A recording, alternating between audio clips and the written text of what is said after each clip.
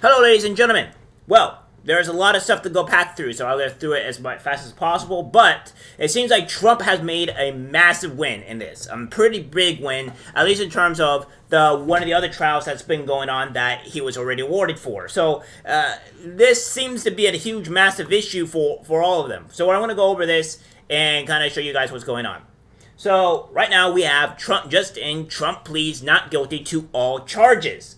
So because so this is what's going to be happening. Obviously this was predicted to happen. Not really a surprise here. But we have this. Trump charges explainer and thoughts. From what I hear, this is the jury charges for Donald Trump's indictment, New York PL 175, falsifying business records in the first degree. Intent is an element, which is why they need Michael Cohen 212. This is the felony charge which it requires as another element that it was done to cover up a crime. PL 105 is second degree and a misdemeanor, lacking that second element. The attempt to elevate it to Class E felony is solely to get around the statute of limitations clock, which Bragg will argue. Told when Trump was out of state, I could provide the case law he'll use to make this argument. A biased judge can let the indictment stand. Appeals if he's convicted would be another matter. Bragg's entire case will rest on Trump covering up a campaign finance crime, which the FEC said didn't happen. Between that and the timing, appeals are a no-brainer, as in New York, the state constitution guarantees a speedy trial, and federally is a clear-cut Sixth Amendment argument. I don't think Trump is in any peril. It's a joke of a case and a political hit job. As is obvious to everyone, even CNN, it won't hold up. But they're betting everything on it, and I'll want revenge. Pendulums, bruh. They are not trying to get him to win the nomination with this. They really don't want to prevent him from ever running. That's obvious, I know. A lot of very smart critics say this is a play to get him the nomination so they can beat him. It's not. They're using this Georgia's laughingstock and the special counsel over classified docs to try to kneecap him. That's obvious by now. It's not a play. They're actually this evil. They're actually trying to use corrupt justice system to eliminate and imprison a political opponent and an opposition leader. This is extremely bad, and they don't fear the other half of the country. Only if we turn it around on them, will they? Here is some of the case law in New York that Bragg will use to defeat statute of limitations, which is 5 years. He has to argue that the clock told when Trump was out of state. There is some precedent, but this is unique. Misdemeanor was 2 years, hence the elevation to felony. Says, even unconcealed absence of defendant from district tolls applicable period of limitations. Defendant's absence outside state for all but 414 or 219 non-contiguous stays of 6.5 year period amounted to continuous absence tolling statute of limitations, rendering his indictment timely as a matter of law. 5-year statute of limitations period for charge of insurance fraud was told for periods when defendant was continuously outside the state, and thus defendant's conviction was timely. Defendant resided in another state during much of the time. Had out of his state driver's license and told out state police officers that he had lived in the state for 8 months preceding his arrest, and defendant failed to present evidence meeting his burden to show that he was in the state for periods of time totally 5 years or more. So that's pretty much what he's been going on for. He goes on to say that if Bragg is ballsy and Esco was given wrong info or the language was off, he could try in New York PL or offering a false instrument for filing in the first degree, just jury charge below. This is a Class D felony, but it's offering instead of just falsifying, highly unlikely. Bragg must prove beyond reasonable doubt that Trump had the intent to cover up a crime. Means REA is a required element. Unless new evidence came up, Michael Cohen, admitted preacher and liar, may be the only witness for such a claim. Even a New York City jury may laugh at that. Question: can any of these cases stop Trump?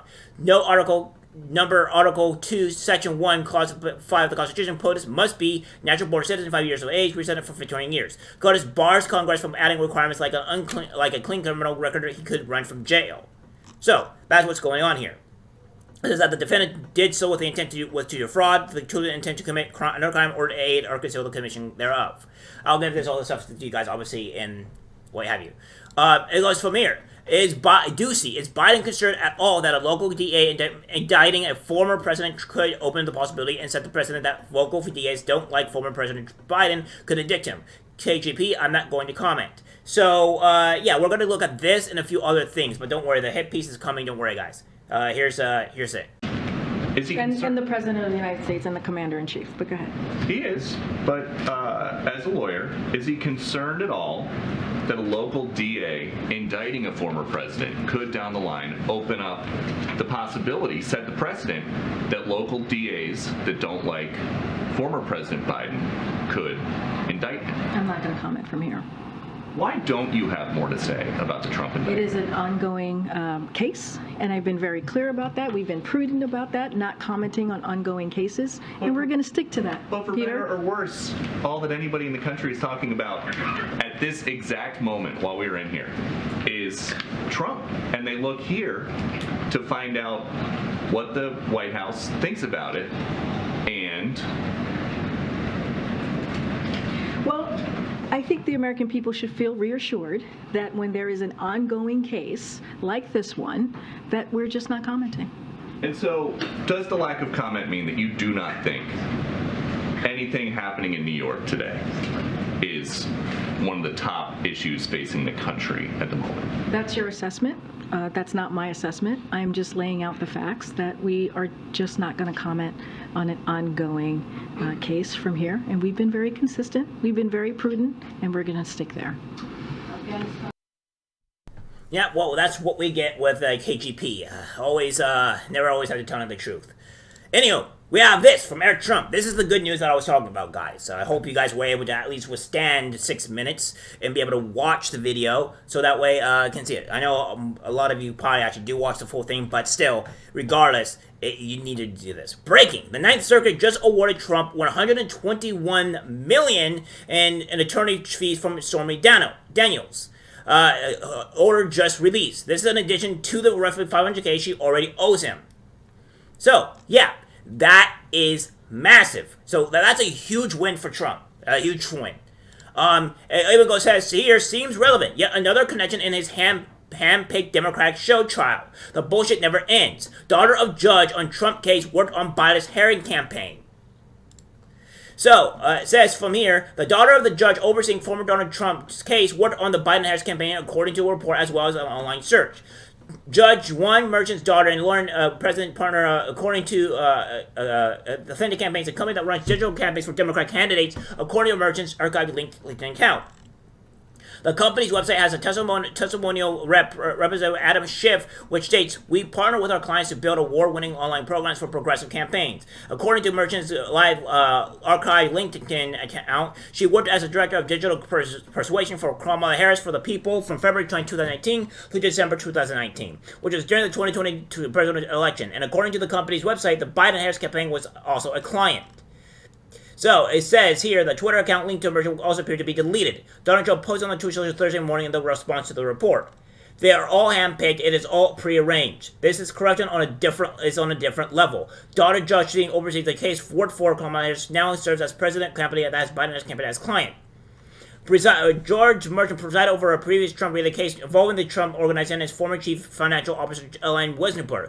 During that case, Merchant said that he would not allow Trump organization attorneys to accuse Manhattan prosecutors of targeting the company out of animus for Trump. I will not allow you in any way to bring up the selective prosecution claim or claim this is some sort of novel prosecution, he reportedly said, adding he would have very little patience at trial of any questions that are not in good faith basis. Merchant purchased Willisburg to 5 months in prison and ordered the Trump organization to pay a $1.6 million fine, the maximum under state law, according to Fox News. So, yeah, that's what's going on. Then we have Trump arrangement. Judge denies motion to allow cameras as former president faces criminal charges. This is a huge one as well, considering the fact that here's one thing that I think the reason why they're doing this. One, because if they lose, the people will not get to know exactly why they lost, because it will never be viewed in the court, all right? And I think they don't have very much water to stand on because, well, due to this, to where it was just a war for attorney fees from Stormy Daniels, and then to add this as well, that to add like to where there's no cameras, they probably are not going to win, and they don't want the people, the far left, to know onto why Trump doesn't win. Why Trump didn't go to jail immediately. It's because of the fact that there's no ground to water, and if they don't do this, it's a huge problem. Well, I agree with Nick Ricada on this.